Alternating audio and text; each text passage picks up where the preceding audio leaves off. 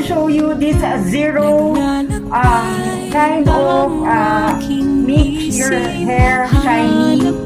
Like after shampooing, cleaning your hair, right?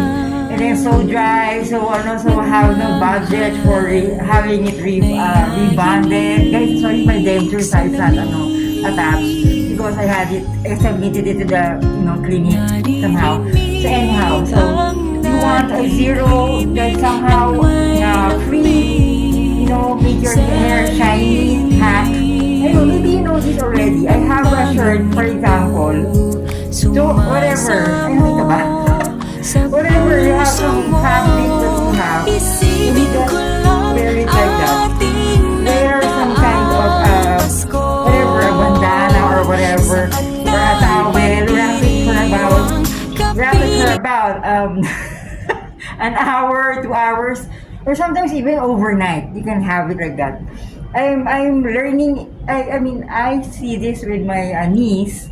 She used to, because she's got curly hair, and she used to do this one. She does this one.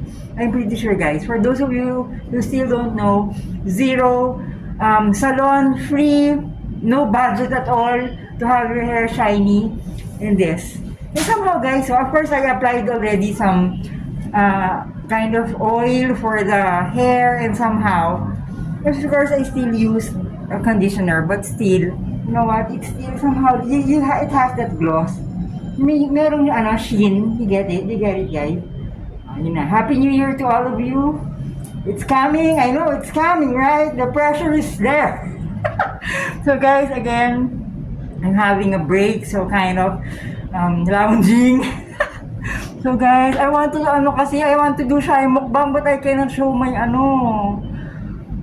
Anyhow, alright, I hope you learned something from that, ha?